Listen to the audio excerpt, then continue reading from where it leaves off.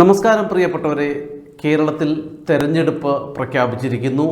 അടുത്ത മാസം 9-ന് വോട്ടെടുപ്പും തൊട്ടടുത്ത മാസം 4-ന് വോട്ടെണ്ണലും എന്ന തരത്തിലാണ് ഇപ്പോൾ തെരഞ്ഞെടുപ്പ് കമ്മീഷൻ തെരഞ്ഞെടുപ്പിൻ്റെ നോട്ടിഫിക്കേഷൻ പുറത്തിറക്കിയിരിക്കുന്നത്. നാളെ തെരഞ്ഞെടുപ്പ് വിജ്ഞാപനം പുറത്തിറങ്ങും. അത് കഴിഞ്ഞാൽ നാമനിർദ്ദേശ പത്രികാ സമർപ്പണമാണ്. ഏപ്രിൽ 9-ന് വോട്ടെടുപ്പ്, മെയ് 4-ന് വോട്ടെണ്ണൽ എന്ന തരത്തിലാണ് ഇപ്പോൾ തെരഞ്ഞെടുപ്പിൻ്റെ ക്രമീകരണങ്ങൾ പ്രഖ്യാപിച്ചിരിക്കുന്നത്. വലിയ രീതിയിൽ പ്രതീക്ഷിച്ചതിനും അപ്പുറം ഒരു പക്ഷേ ഏപ്രിൽ അവസാനത്തോടുകൂടി ഒരു 20ഓടുകൂടിയൊക്കെ തിരഞ്ഞെടുപ്പ് ഉണ്ടാകുമെന്ന തരത്തിലായിരുന്നു രാഷ്ട്രീയ പാർട്ടികളും മുന്നണികളൊക്കെ ഉണ്ടായിരുന്നതെങ്കിൽ അതിനെല്ലാം വിഭിന്നമായി വളരെ വേഗത്തിൽ ഏതാണ്ട് 25 ദിവസത്തോളം മാത്രമേ ഈ പ്രചരണത്തിനടക്കം സമയം കിട്ടുന്നുള്ളൂ. നാളെ മുതൽ എന്തായാലും നാമനിർദ്ദേശ പത്രികകൾ സ്വീകരിച്ച് തുടങ്ങും. ഈ കൊല്ലം ജില്ലയുടെ കിഴക്കൻ മലയോര മേഖലയിൽ, പ്രത്യേകിച്ച് പുനലൂർ, ചടയമംഗലം മണ്ഡലങ്ങളിലെ UDF പ്രവർത്തകർക്കിടയിൽ ഇപ്പോൾ വലിയ ആശങ്കയും പ്രതിസന്ധിയൊക്കെയാണ്, ചിലർ അമർഷത്തിലൊക്കെയാണ്. അതിൻ്റെ കാരണം തെരഞ്ഞെടുപ്പിൻ്റെ തീയതി പ്രഖ്യാപിച്ചു. ഈ മണ്ഡലങ്ങൾ ആർക്കെന്ന് പോലും UDFനെ സംബന്ധിച്ച് ഇതുവരെ തീരുമാനമായിട്ടില്ല. പുനലൂർ നിയോജക മണ്ഡലത്തിൽ നിലവിൽ സ്ഥാനാർത്ഥിയായി മത്സരിക്കുന്നത് UDFലെ മുസ്ലിം ലീഗാണ് പുനലൂർ മണ്ഡലത്തിൽ മത്സരിക്കുന്നത്. അപ്പം തന്നെ ചടയമംഗലത്ത് കോൺഗ്രസുമാണ്. ഈ സീറ്റുകൾ തമ്മിൽ വെച്ചുമാറുന്നത് സംബന്ധിച്ചൊരു ചർച്ച നടന്നിരുന്നു. പുനലൂരിന് പകരം ചടയമംഗലം മുസ്ലിം ലീഗിനും, ഒപ്പം തന്നെ പുനലൂരിൽ അത്യാവശ്യം കോൺഗ്രസിന് സ്വാധീനമുള്ള പുനലൂർ മണ്ഡലം കോൺഗ്രസ് തിരിച്ചെടുക്കുന്നു എന്ന തരത്തിലൊക്കെ വാർത്തകൾ വന്നിരുന്നു. എന്നാൽ ഇപ്പോൾ തെരഞ്ഞെടുപ്പ് തീയതി പ്രഖ്യാപിക്കുമ്പോഴും പുനലൂര് ആര് മത്സരിക്കുന്നു എന്നത് സംബന്ധിച്ച് ഇതുവരെയും ഒരു തീരുമാനവുമായിട്ടില്ല. ആര് മത്സരിക്കുന്നു എന്നതിനപ്പുറം മണ്ഡലമാർക്ക് UDFൽ കോൺഗ്രസിനാണോ അല്ലെങ്കിൽ മുസ്ലിം ലീഗിനാണോ എന്നത് സംബന്ധിച്ചൊന്നും ഒരു തീരുമാനവും ഇതുവരെ ആയിട്ടില്ല. ഇത് പ്രവർത്തകർക്കിടയിൽ വലിയ അമർഷത്തിനൊപ്പം തന്നെ വലിയ ആശങ്കയ്ക്കൊക്കെ കാരണമായിട്ടുണ്ട്. കാരണം ഇനി 25 ദിവസം മാത്രമേ ഉള്ളൂ പ്രചരണത്തിന് ഒക്കെ ഉള്ളത്.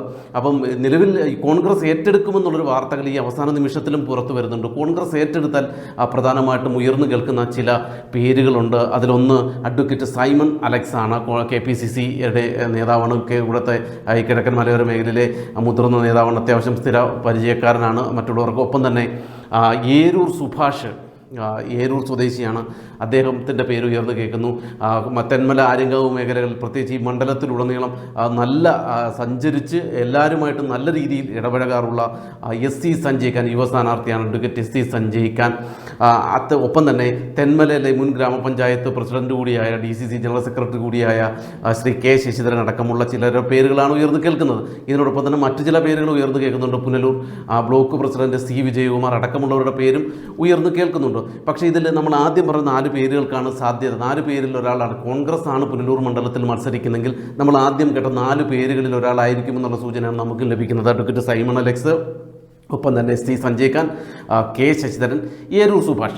അപ്പോൾ ഇത്തരത്തിൽ ഇതിൽ ആരെങ്കിലുമൊക്കെ ആയിരിക്കും ഒരു പക്ഷേ മത്സരിക്കുക. കാരണം ഇവരൊക്കെ മത്സരിക്കുമ്പോൾ ഓരോരുത്തർക്കും അവരുടേതായ വ്യക്തി ജീവിതങ്ങളുണ്ട്. കാരണം ജാതീയ സമവാക്യങ്ങൾ നോക്കിയാലും ഈ മണ്ഡലത്തിലെ സ്ഥിര പരിചിതക്കാരായാലും സമരങ്ങളിലും ഒക്കെ പങ്കെടുത്ത്, പ്രത്യേകിച്ച് കോൺഗ്രസിൻ്റെ സജീവ സാന്നിധ്യമാണ് ഈ 4 പേരും എന്നുള്ളത് വ്യക്തം തന്നെയാണ്. എന്തായാലും ഇവരിൽ ആർക്ക് എന്നുള്ളത് ഇപ്പോൾ വലിയ രീതിയിൽ ചർച്ച ഉയരുകയാണ്. കോൺഗ്രസ് ഏറ്റെടുത്താൽ. അതുപോലെ തന്നെ ചടയമംഗലം മണ്ഡലത്തിൽ നിലവിൽ ആർക്കാണ് മണ്ഡലമെന്ന് അറിയാത്തത് കൊണ്ട് ഈ സ്ഥാനാർത്ഥി ആര് അല്ലെങ്കിൽ ആരാണ് ഇവിടെ മത്സരിക്കുന്നത് സംബന്ധിച്ച് ഒരു വ്യക്തതയും ആർക്കിടയിലുമില്ല. യൂത്ത് കോൺഗ്രസ് നേതാക്കളുടെയൊക്കെ പേര് ഉയർന്ന് കേൾക്കുന്നുണ്ട്.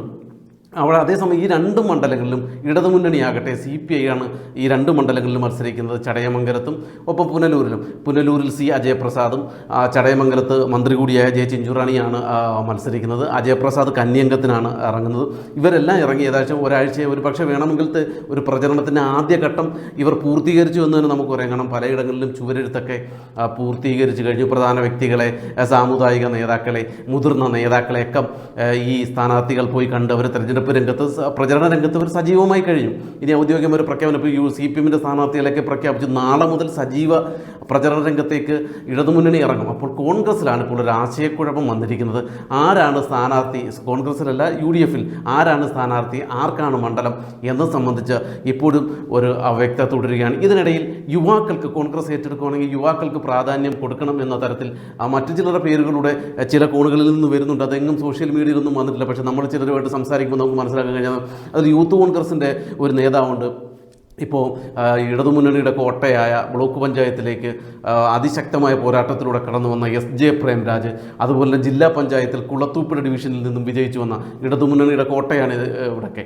ആ കുളത്തൂപ്പുഴ ഡിവിഷനിൽ നിന്നും മത്സരിച്ചു വന്ന റീന ഷാജഹാൻ, ഒപ്പം തന്നെ ബ്ലോക്ക് കോൺഗ്രസ് കമ്മിറ്റിയുടെ ഈ അഞ്ചൽ പ്രസിഡന്റ്, ബ്ലോക്ക് കോൺഗ്രസ് കമ്മിറ്റിയുടെ അഞ്ചലിലെ അധ്യക്ഷനെ CJ ശോം അടക്കമുള്ളവരുടെ പേര് ഒരു കോണിൽ നിന്ന് കേൾക്കുന്നുണ്ട്. പക്ഷേ ഇതൊന്നും ഔദ്യോഗികമായിട്ടുള്ള പേരുകളല്ല. ഈ പേരുകളൊന്നും ഔദ്യോഗികമായിട്ടല്ല, പല തരത്തിൽ നിന്നും ഉയർന്നു വരുന്നതാണ്. പക്ഷേ ചില നേതാക്കളിൽ നിന്ന് നമുക്ക് സംസാരിക്കുമ്പോൾ നമുക്ക് ചില സൂചനകൾ കിട്ടാറുണ്ട്. അത്തരത്തിൽ കിട്ടുന്ന 3-4 പേരുകളാണ് നമ്മൾ ആദ്യം പറഞ്ഞത്. അഡ്വക്കേറ്റ് സൈമൺ അലക്സ്, ഒപ്പം തന്നെ SC സഞ്ജയ് ഖാൻ, ഏരൂർ സുഭാഷ്, K ശശിധരൻ. അപ്പോൾ ഇവർ 4 പേരിൽ ആരെങ്കിലും ആയിരിക്കാം സ്ഥാനാർത്ഥി എന്നുള്ള വിവരമാണ് ഇപ്പോൾ പുറത്തു വരുന്നത്. എന്തായാലും ഇന്ന് നമ്മൾ ചില നേതാക്കളുമായി ബന്ധപ്പെട്ട് ജില്ലാ നേതാക്കളൊക്കെ, DCC നേതാക്കളും ഇവിടുത്തെ ബ്ലോക്ക് നേതാക്കളുമായിട്ടൊക്കെ സംസാരിച്ചപ്പോൾ നാളെയോടുകൂടി അല്ലെങ്കിൽ തൊട്ടടുത്ത ദിവസം തന്നെ മണ്ഡലത്തെ സംബന്ധിച്ചൊരു തീരുമാനവും ഒപ്പം തന്നെ അതിനോടൊപ്പം തന്നെ സ്ഥാനാർത്ഥിയെ സംബന്ധിച്ചൊരു തീരുമാനവും വരുമെന്നാണ് എന്തായാലും ഇപ്പോൾ നേതാക്കൾ പറയുന്നത്.